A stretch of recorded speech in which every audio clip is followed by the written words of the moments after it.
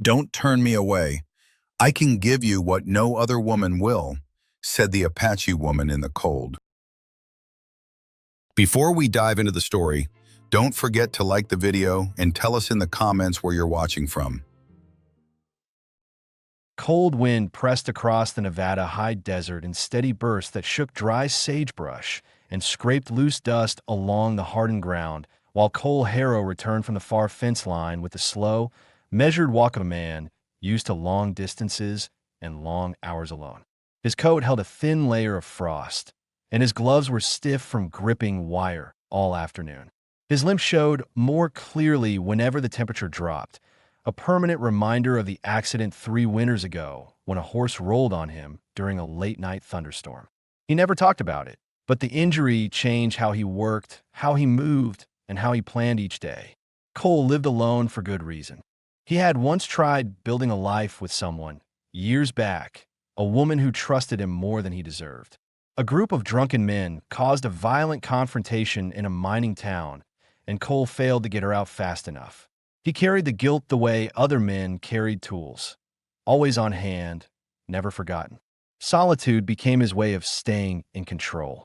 He woke, worked, and slept without interruptions. That was his mission now. Keep the ranch standing, keep trouble far away, and keep people even farther. He reached the last stretch before the cabin, boots crunching lightly over frozen dirt. The place stood plain and worn. One room, a leaning porch, a small barn that needed repairs he kept putting off. He glanced at the woodpile beside the steps, expecting to see the usual stack of uneven logs. Something was wrong.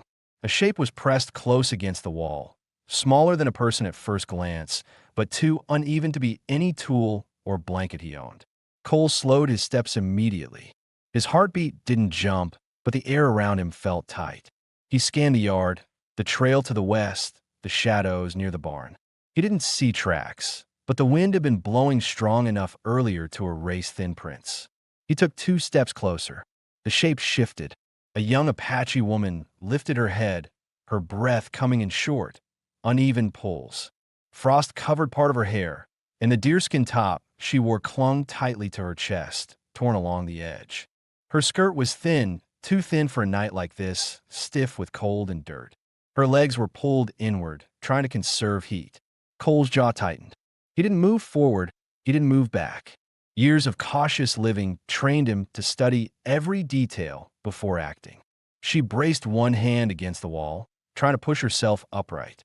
Her wrist shook violently under the attempt, and she barely managed to lift her shoulder before her strength failed.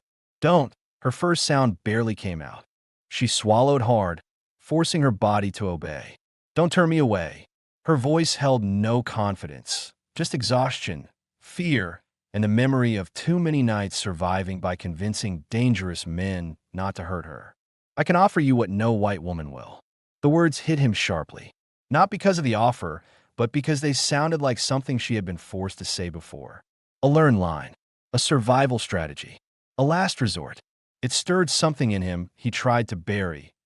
Anger at the kind of men who pushed a woman into believing her body was the only currency she had left. Cole finally spoke. "You don't owe me anything." His tone was low but steady, the same tone he used when calming frightened horses. Her body swayed. Her knee nearly hit the ground. He opened the cabin door immediately. Warm, dim light spilled across the porch. Inside, he said, "You're shaking too hard to stay out here." She didn't move at first. Her eyes scanned the yard in every direction, as if expecting someone to burst out of the dark. Only after she saw nothing did she push herself up, slow and uneven, and step through the doorway. Inside, the stove glowed a muted orange. The smell of burned wood and old coffee hung in the air. Cole closed the door and secured the latch with a quiet click. He did out of habit, not fear, but Nayla watched his hands closely, ready to react if the movement hinted at danger. She crouched near the stove almost instantly, palms hovering inches from the heat. Her breathing was quick at first, then slowed as warmth reached her fingers. Her shoulders shook with leftover tremors that she couldn't hide. Cole stayed near the door, coat still on, studying her carefully. He noticed everything. The dry blood near her collarbone, the bruise circling her ankle, the rough imprint on her wrists where rope or metal had been recently tightened. "Name?" he asked quietly. "Nayla," she said, barely lifting her head. She didn't ask for his. She didn't look around the cabin. She didn't reach for anything except the heat. Every movement showed someone expecting harm at any moment, someone who had learned to anticipate violence before it arrived. Cole moved to the small cabinet and took out a folded blanket. It wasn't fancy, stitched unevenly, faded edges, but it was clean and warm. He set it beside her without stepping into her space. "For you," he said. She reached toward it slowly, watching him over her shoulder the entire time. When her hands closed around it, she held it tightly against her chest like something she feared would be taken away. He removed his coat and hung it on a nail near the door, feeling the familiar weight of responsibility settle onto him, even though he didn't ask for it. He wasn't a man who offered his home to strangers, but leaving her outside would have been the same as killing her. Silence filled the cabin, not strained, not angry, just heavy with everything both of them were hiding. Cole kept his distance, but his thoughts kept circling the same points. Who had held her captive? How close were they? Had she been followed? Nayla sat with the blanket wrapped around her shoulders, warming her hands, but her eyes kept drifting to the windows, checking for movement she expected to see. Cole noticed all of it. He didn't speak, didn't question her, didn't push. He knew fear when he saw it. He also knew pushing for answers too early could make a frightened person shut down entirely. He checked the latch once more, then stepped to the side wall and studied the outside darkness through a narrow gap in the shutters. The yard looked empty, but that didn't calm him.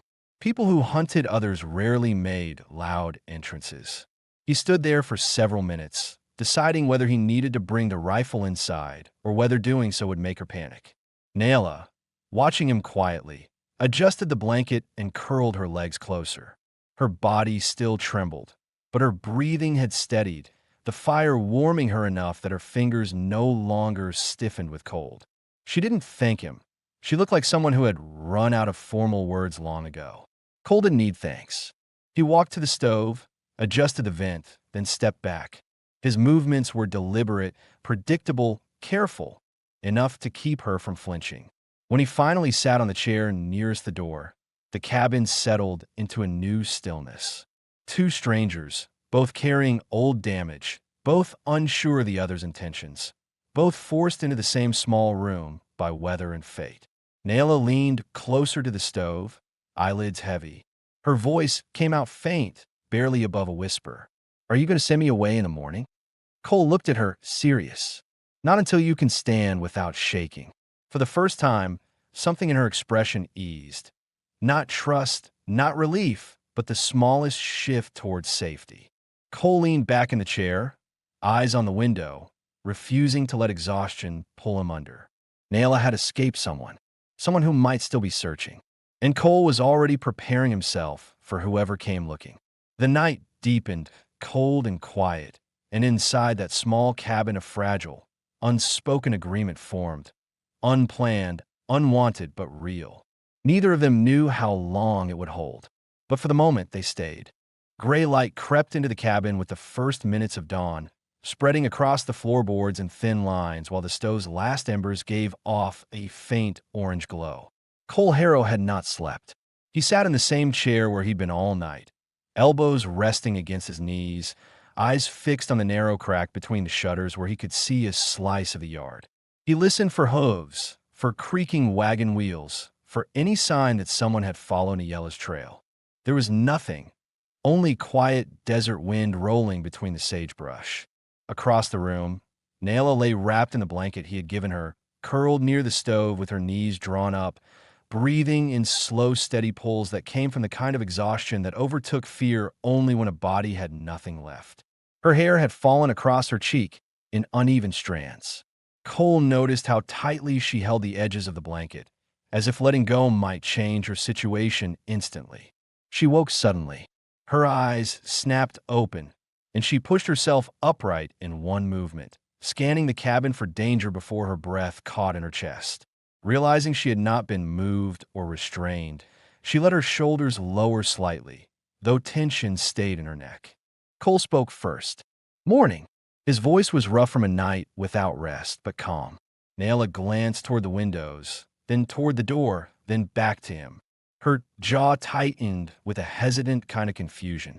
She wasn't used to waking in a place where nothing bad had happened overnight. "Did anyone come?" she asked quietly. "Not that I could see." Cole rose from the chair, joints stiff. "I'll check outside before we make a fire." The moment he moved toward the door, she tensed.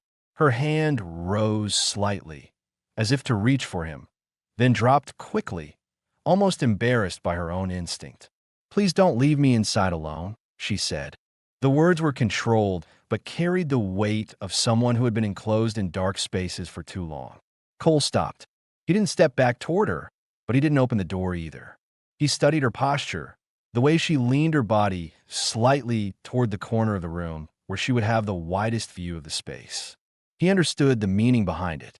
"All right," he said simply. "Come with me." Naila stood carefully. Her legs trembled from the cold floor, but she steadied herself with one hand on the stove frame. Her skirt brushed against her knees, the beads clinking softly as she moved. She walked to him with cautious steps, keeping the blanket tight around her shoulders. Cole opened the door slowly. A rush of morning air swept in, cold enough to sting the lungs, but free of the sharp hostility the night often held. They stepped onto the porch together. Naila's eyes moved quickly across the landscape. Sagebrush, frost-covered earth, a sky washed out by weak sunlight. No wagons, no riders, no tracks. Cole walked down the steps with her close behind. He scanned the dirt near the barn and the open stretch behind the cabin. The ground held only the faint marks left by his boots and his horse from the previous day. No fresh prints, no wheel imprints, no sign of pursuit. "They didn't follow," he said. Naila's breath left her weakly. Relief looked strange on her face, like she didn't trust it. She wrapped the blanket tighter and forced herself to believe the truth she saw with her own eyes. "Those men kept me in a wagon," she said quietly, hidden behind a canvas sheet. "They stopped only at night." Cole didn't interrupt. "They argued yesterday," she continued, voice steadying as she spoke. "One wanted to sell me in Ridgepoint. The other said the price wasn't worth the trouble." Cole felt a familiar heaviness settle in his stomach. He had heard similar stories before during his years working near mining camps. None ended well unless the woman escaped, if she survived long enough to try. "You walked away from them," he said. "That's not nothing." Naila lowered her gaze. "They were drunk. They didn't time me well." Cole looked at the bruises on her wrists, dark and swollen. He kept his expression controlled, but inside, anger crawled beneath his ribs. He didn't direct it at her, only at the men who had treated her like cargo. "You'll stay here until you're stronger," he said. Naila stared at him as though uncertain whether he meant it.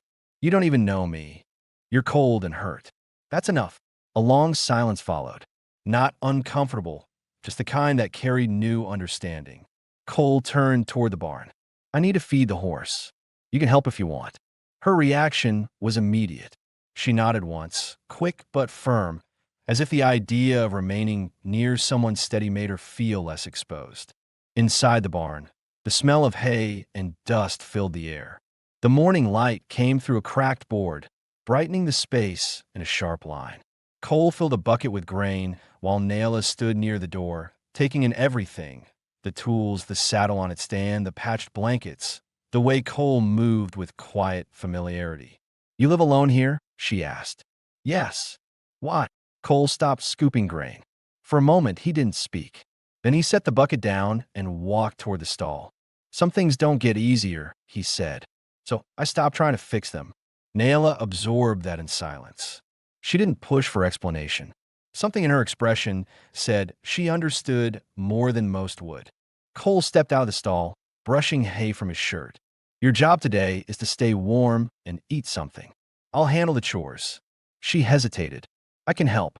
"Later," he said, when her legs stopped shaking. She didn't argue. The honesty in his tone didn't invite resistance. On the walk back to the cabin, Naila kept pace beside him instead of behind him. Her steps were uneven but deliberate. She wasn't hiding anymore. She wasn't waiting for orders. She was watching him the way someone watches a place they might finally be safe. Inside, Cole added wood to the stove. Naila leaned against the table with the blanket still wrapped around her, eyes following his movements with a mixture of curiosity and guarded hope. When the fire caught fully, warming the room, she spoke in a quieter voice. "Do you want me to leave once I can walk without shaking?" Cole looked up at her. His answer came without hesitation. "No." Niela's breath caught, small but unmistakable. Something shifted behind her eyes. Cole didn't push the moment further.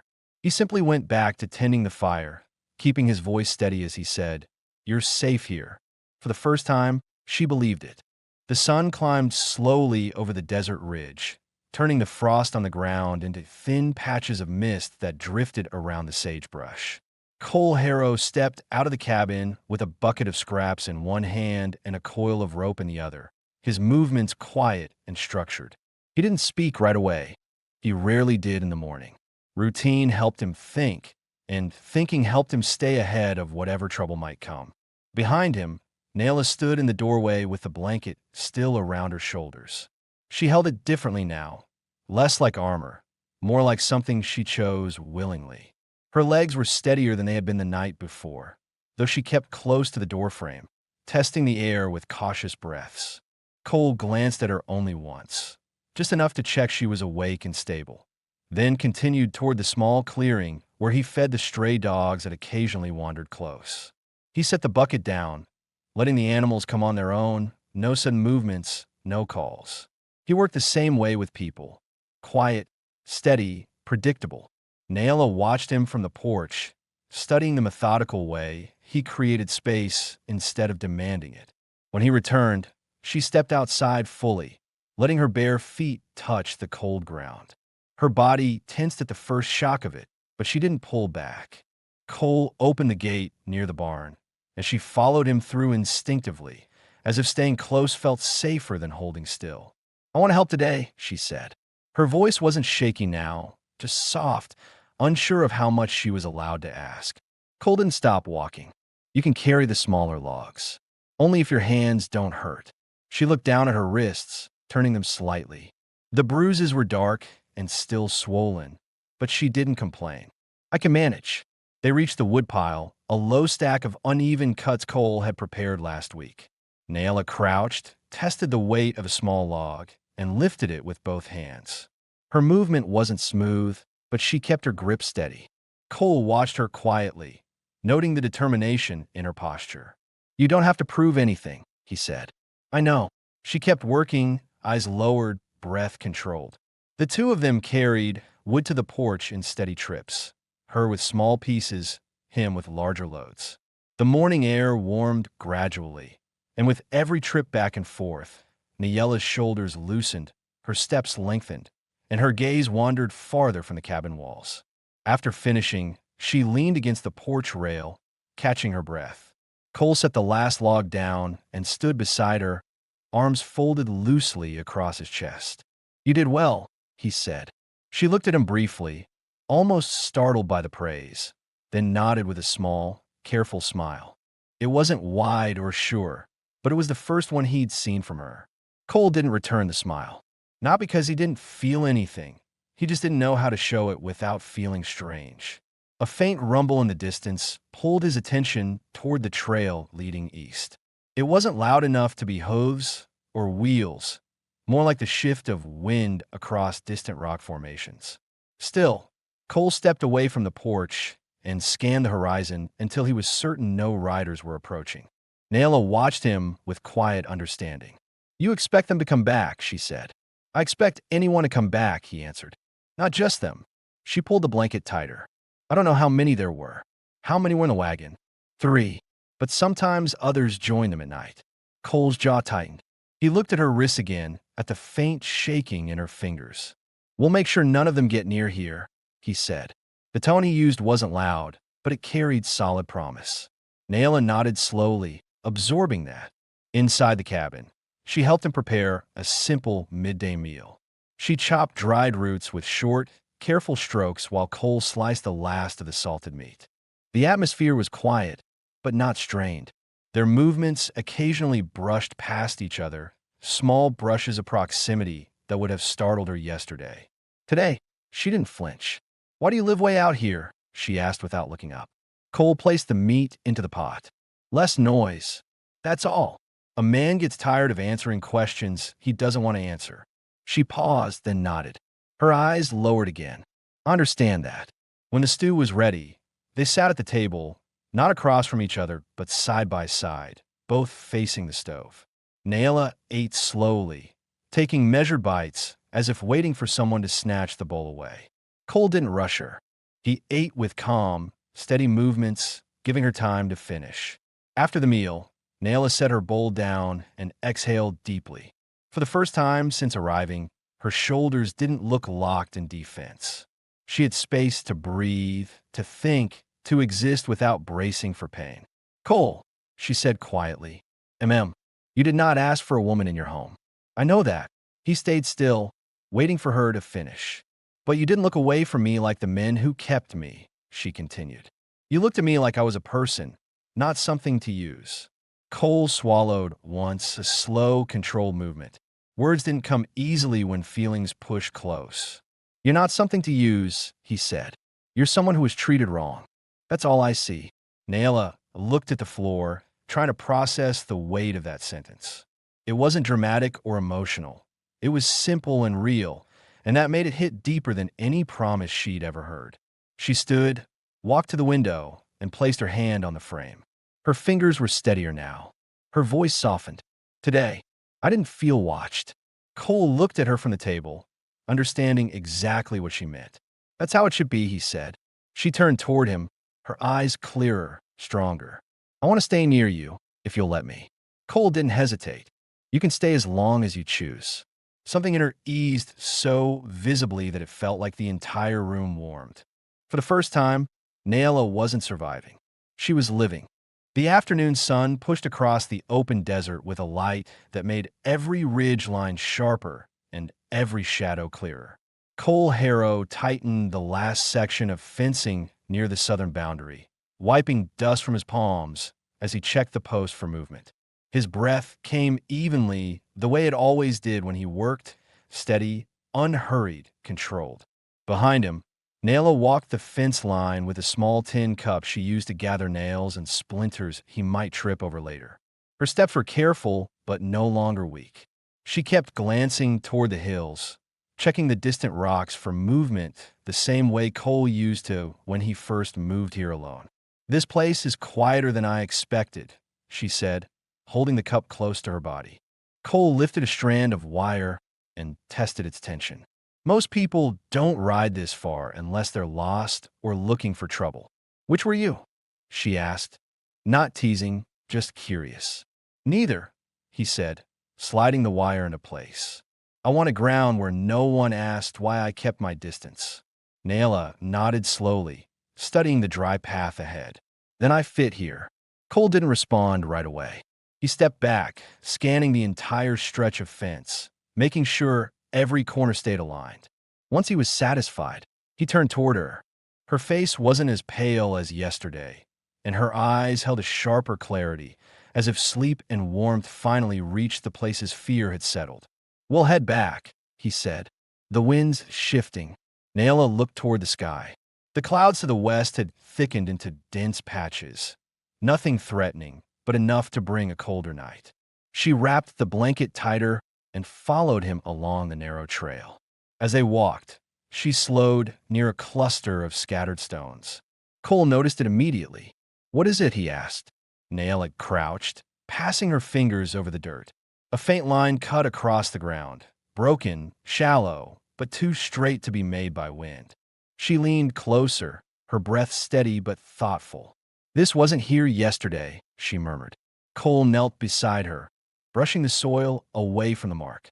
His expression changed subtly, shoulders lifting, jaw firming, eyes narrowing. The line was part of a wheel track, not deep enough to be recent, but not old enough to ignore. "Wagon passed through," he said. "Maybe 2 days ago." Nayela's throat tightened. Her fingers trembled slightly as she pulled her hand away. "Could be them. Could be someone hunting coyotes," Cole replied. or moving supplies? She swallowed. You don't believe that? He didn't answer. Instead, he stood and scanned the horizon, every muscle focused. His breathing changed.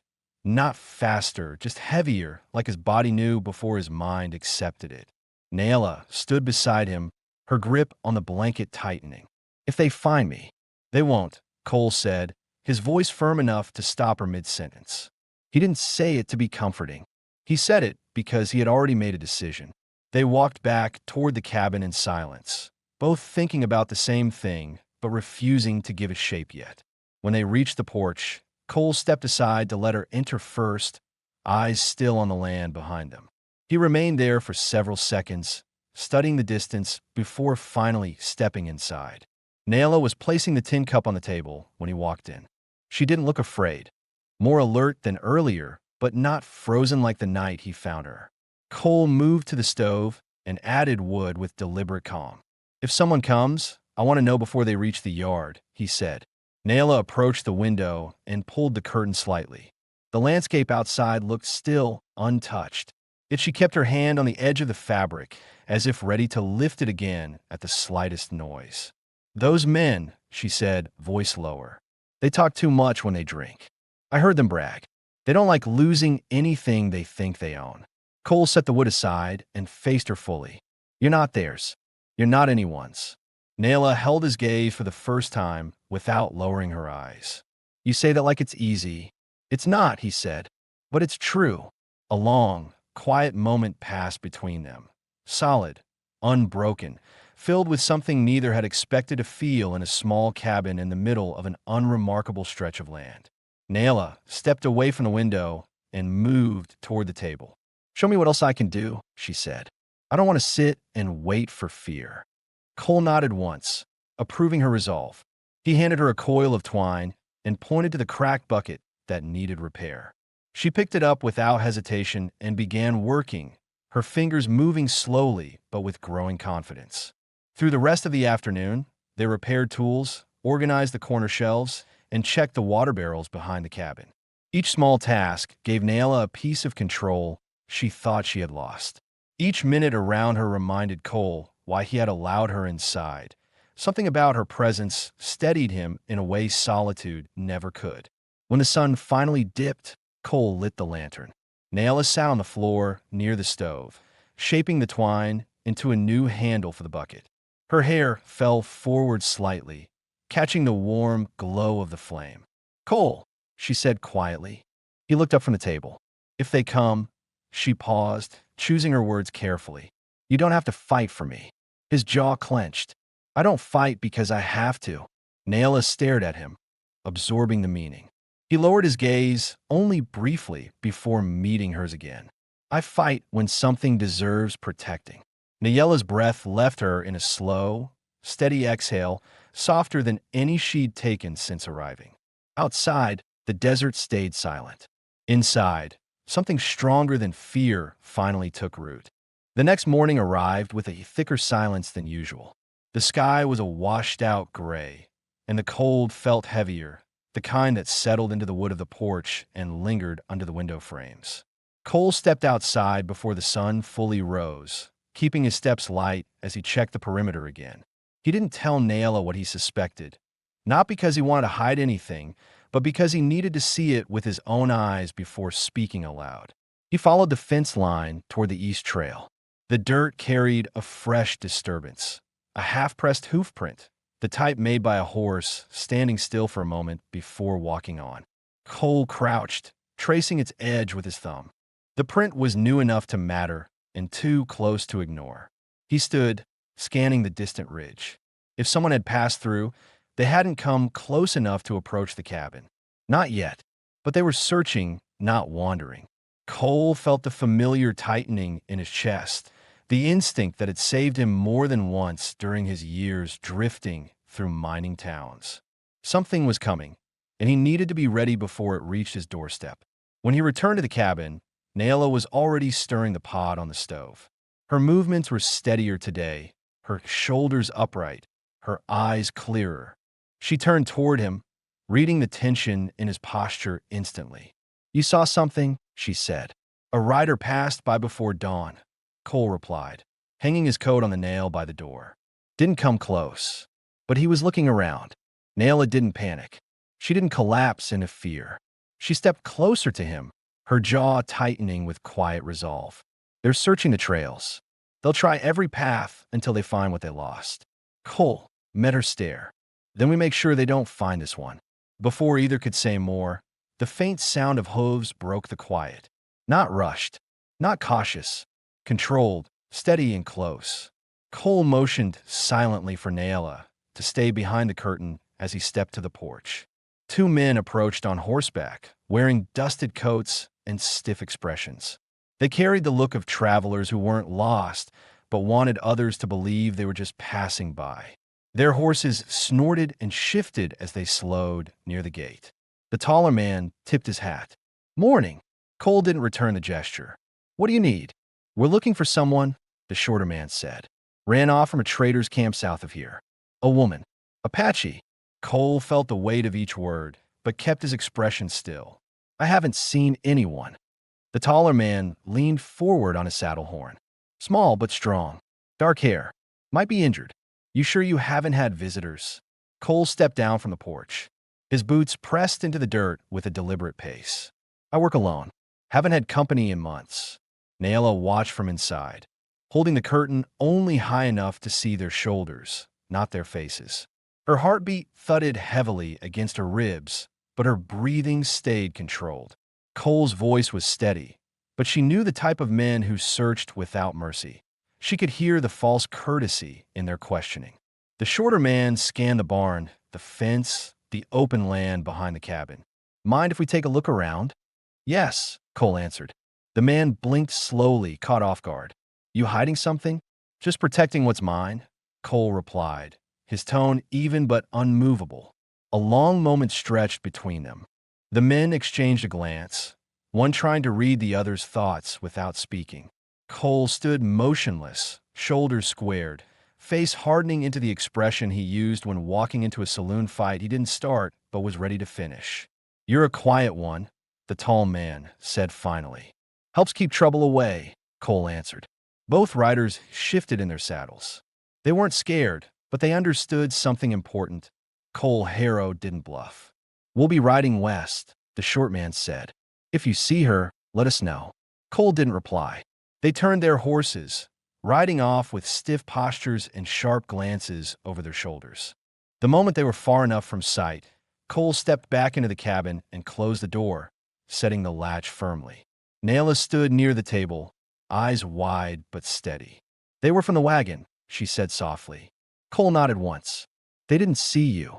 Her fingers curled around the edge of the table. "If they come back, we'll be ready," he said, interrupting her before fear could spread. "I won't let them touch you." Naila searched his face, looking for hesitation. There wasn't any. She approached him slowly, not out of fear, out of trust she didn't expect to feel so soon. "Why?" Cole's answer came low and honest. "Because I choose to." Her breath caught, and she pressed a hand against her chest, feeling something shift inside her. Something unfamiliar but steady, like the first sign of belonging after years of running. "Then I won't run anymore," she said. Cole nodded. "Good."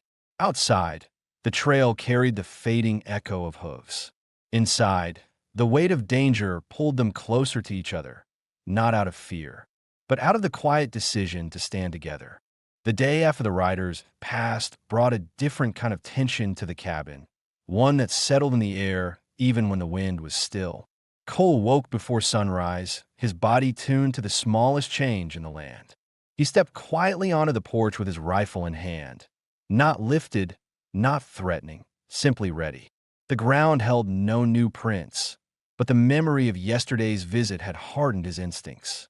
Inside, Naila folded the blanket she slept in with deliberate care. She didn't hide her worry, but she didn't crumble under it either. She moved with a steadiness that hadn't been there when he first found her beside the woodpile.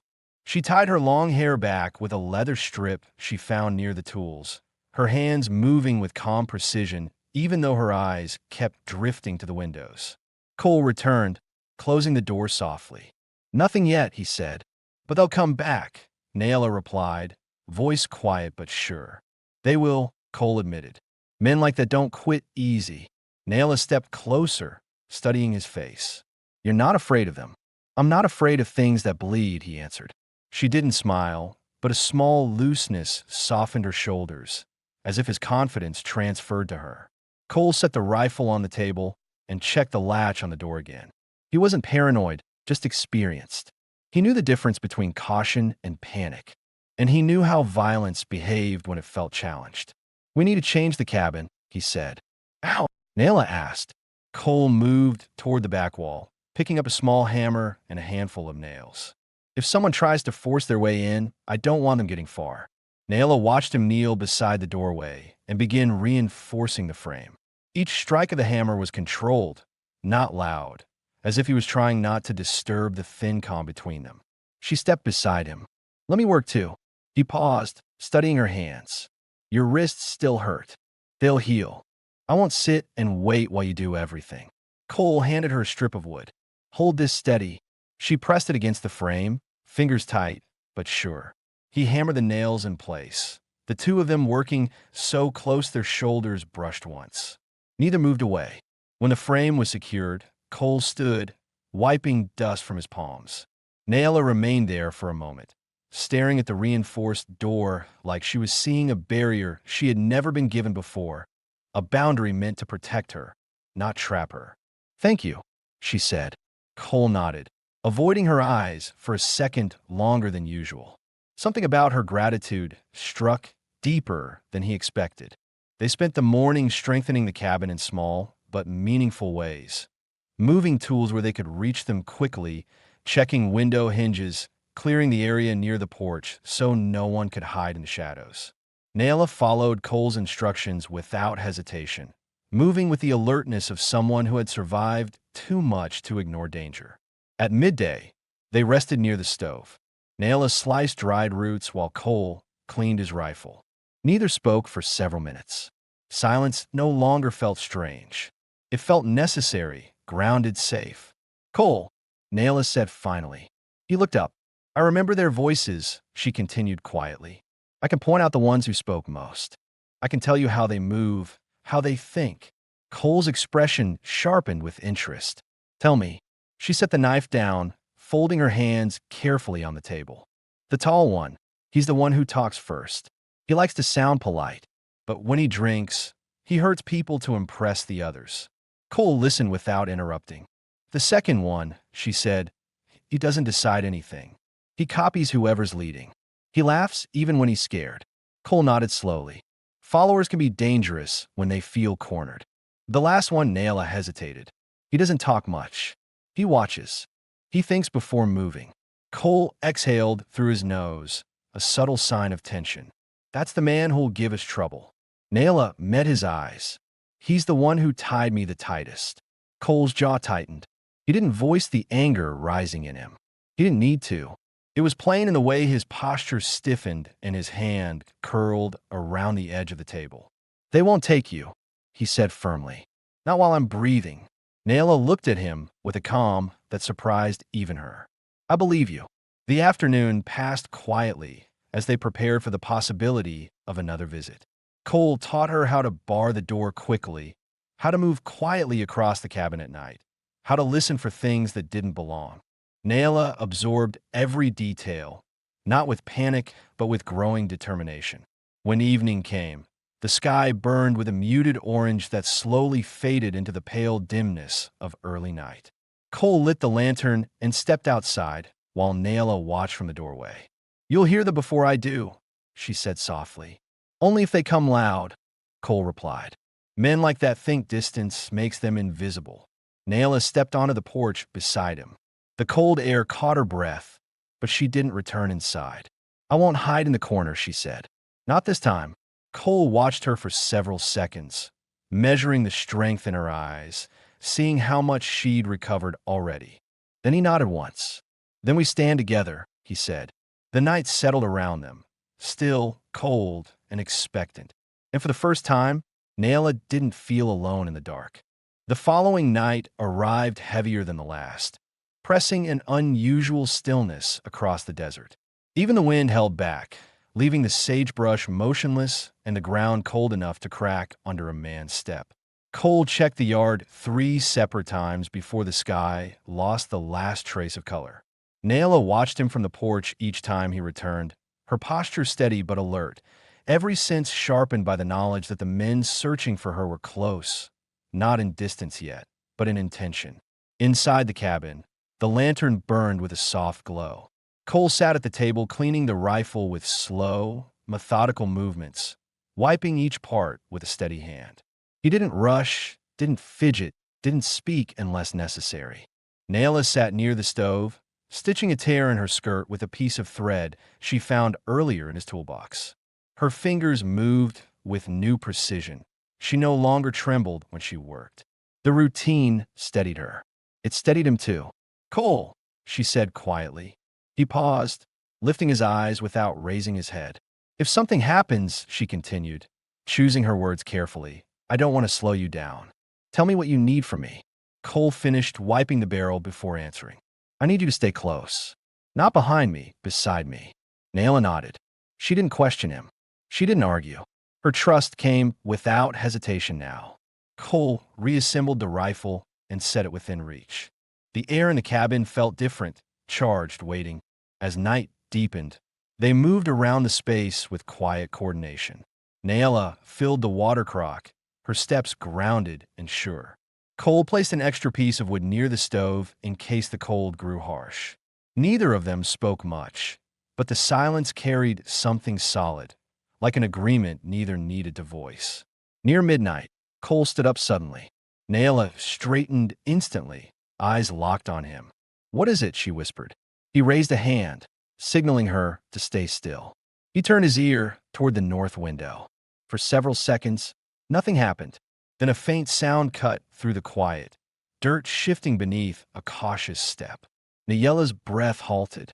She moved closer to Cole without thinking, her hand brushing the back of his arm.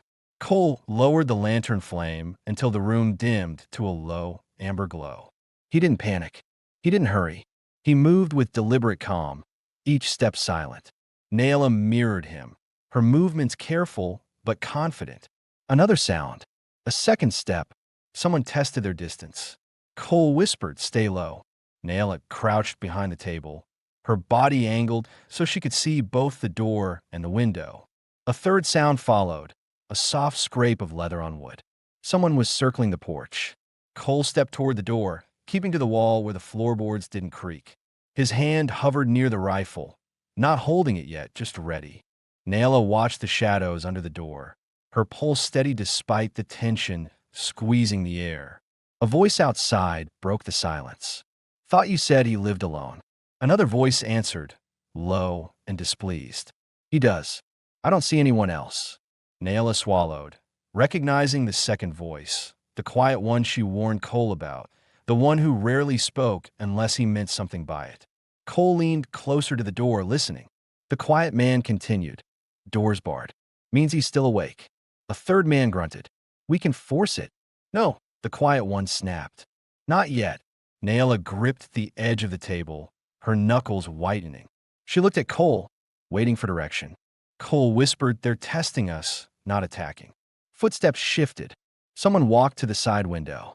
Cole motioned for Naila to stay down as he moved a step closer to the wall.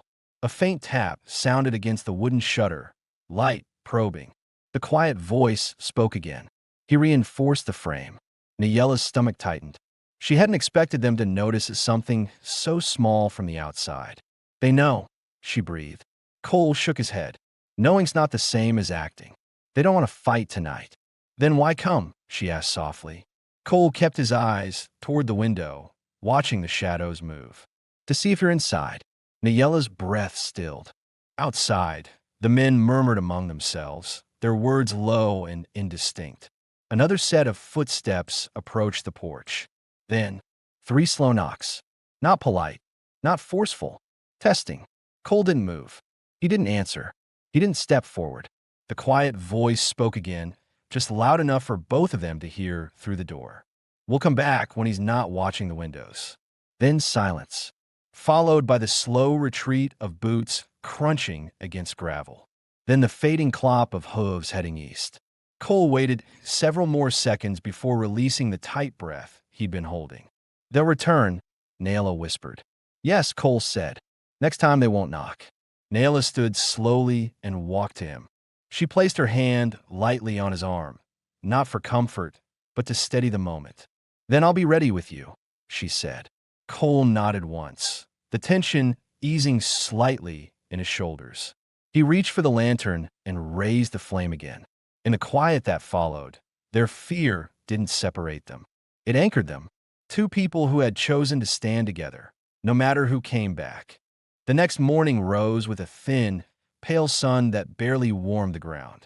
The air stayed sharp, carrying the kind of silence that warned Cole something on the land had shifted. He stepped outside with a cup of lukewarm coffee, scanning the ridge to the east before he even took a sip. His eyes narrowed at a faint stir of dust along the far trail, too controlled to be the wind, not enough movement to be wild animals. Someone was approaching, not a gallop, at a deliberate, steady pace. Inside the cabin, Naila had just finished sweeping the corner near the stove when she noticed Cole's expression through the open doorway. She set the broom aside and joined him on the porch, her feet bare against the cold wood, but her posture firm. "Are they back?" she asked. Cole didn't look away from the ridge. "One rider. Same coat as yesterday's quiet one." Naila's breath tightened. She stepped closer, her shoulder nearly touching his, steadying herself without realizing it. Cole set the coffee down on the rail. "This isn't a search. This is a message." She swallowed hard. "What kind?" "We'll see." The rider grew clearer, a broad man with a stiff spine, reins held tight, eyes already fixed on the cabin from a distance. His horse moved with slow, practiced steps, used to carrying its rider into uncomfortable conversations. Cole lifted the rifle from beside the porch post, not aiming it, just holding it where the man could see. Naila stepped behind Cole's left shoulder, staying visible but out of direct sight line. The rider stopped 20 yards from the gate. "You're making this harder than it needs to be," he called out. His voice sounded different in daylight, controlled, measured, stripped of false charm. Cole didn't move. "State your business. You've got something that belongs to us." Cole's grip tightened slightly on the rifle. "No one here belongs to anyone." The rider lowered his chin. "She wasn't given to you. Doesn't matter." A tense quiet settled in the space between them. The rider leaned forward, elbows resting on the saddle horn. "We're paid to bring her back," he said, "not to ask how she got away. The man who bought her still wants what he paid for." Naila felt her stomach twist, but fear didn't control her voice this time. "I wasn't bought," she said firmly. "I was taken." The rider's attention sharpened. "I heard your voice last night. So you are here." Cole shifted slightly, enough to block more of her from view. "You've got your answer. Leave." The rider exhaled slowly. "You can't keep her." "I already am." The man studied Cole for a long moment, weighing whether he wanted to fight this early in the day. He finally shook his head once. "You're making a mistake, rancher. Men who hide stolen women end up dead." Cole didn't blink. "I don't hide anyone. I protect who needs protecting. You can't protect her from everything." Cole lifted the rifle an inch. "Try me." The rider's jaw flexed. "I've got two others a mile down. They'll come in if I don't meet them by noon." "I'll be here," Cole said. The rider waited, watching for any hint of uncertainty. Cole gave him none. Finally, with a click of his tongue, the man tugged the reins and pulled his horse back.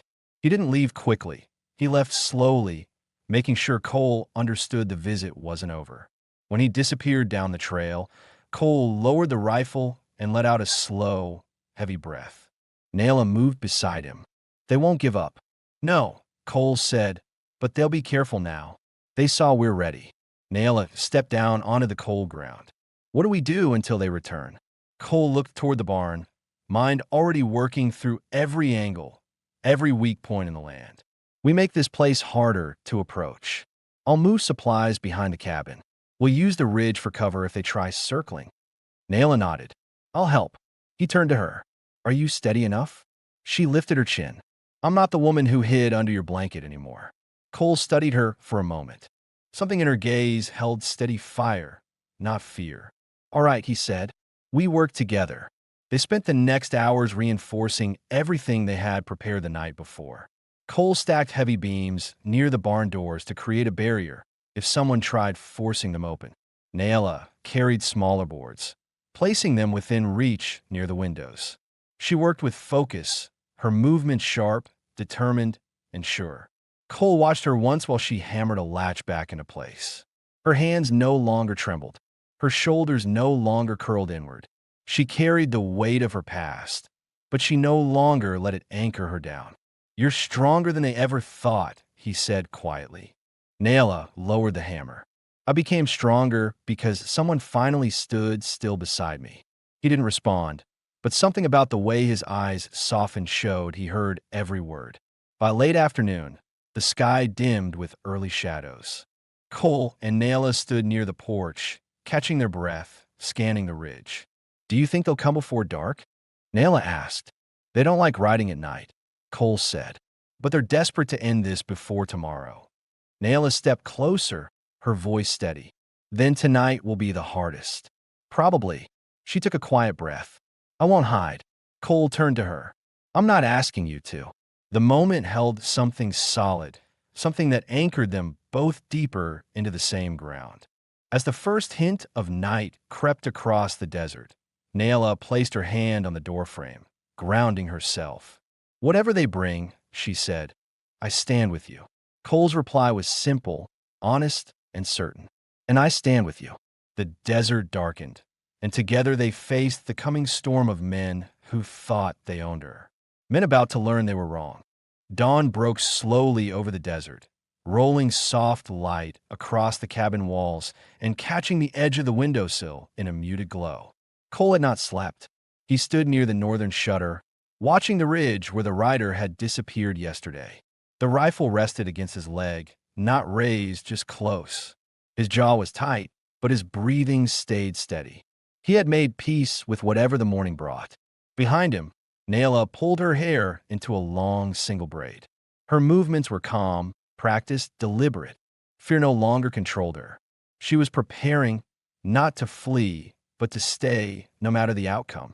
When she stepped up beside Cole, the faint light from the window landed across her cheek, showing the strength she had reclaimed piece by piece inside these walls.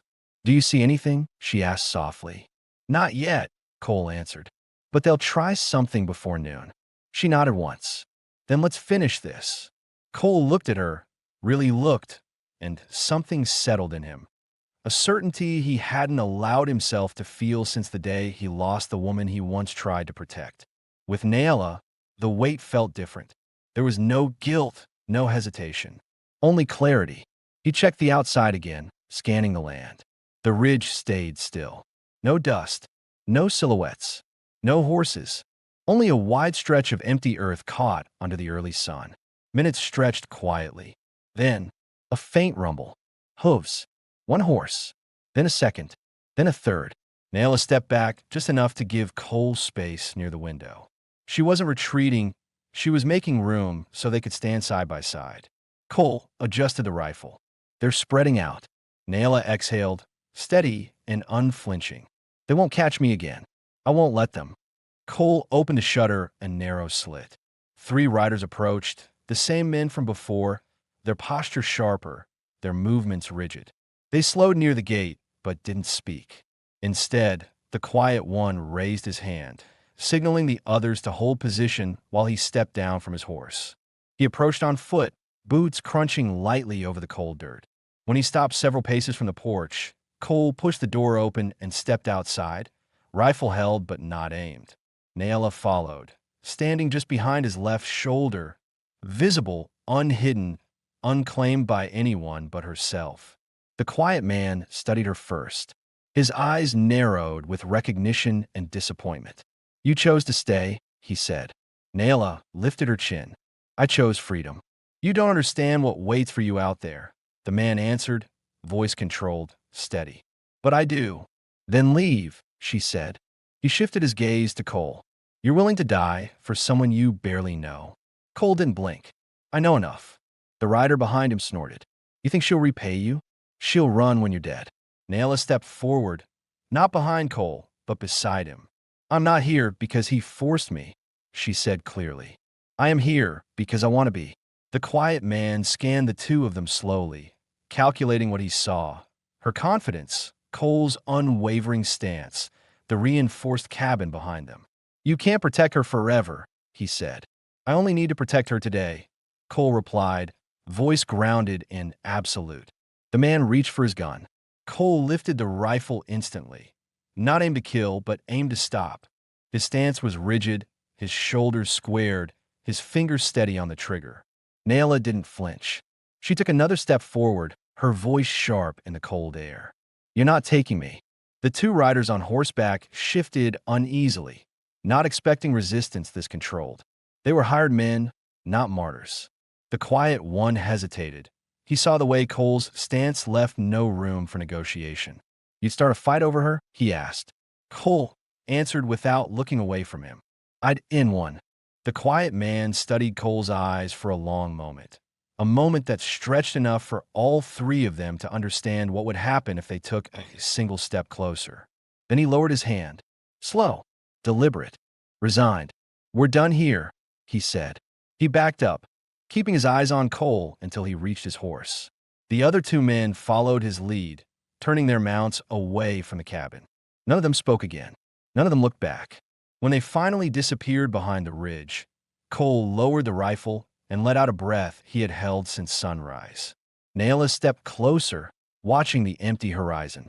They're gone. They won't return, Cole said. Not after today. She touched his arm, fingers light but certain. You stood for me when no one else ever did. You stood with me, he corrected. Nayela's breathing slowed. She angled her body toward him, not cautiously, not hesitantly, openly.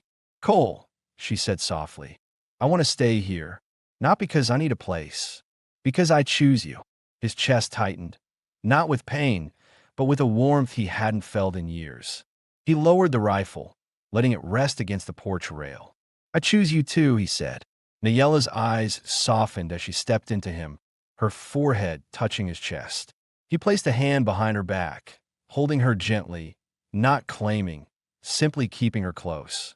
Hours later, as midday light settled across the desert, Cole walked with Nayla to the small patch of ground behind the cabin where the soil was softer. She knelt beside him and placed his hand against her stomach. Her voice trembled, not with fear, but with certainty. I'm carrying your child. Cole felt something shift inside him, a new purpose, steady and grounding. Then we build a life here, he said, the three of us. Nayla leaned into him, eyes clear.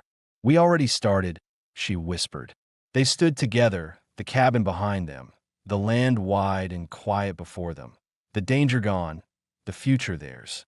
The story ended not with escape, but with a home, a child on the way, and two people choosing each other freely, with no fear left between them.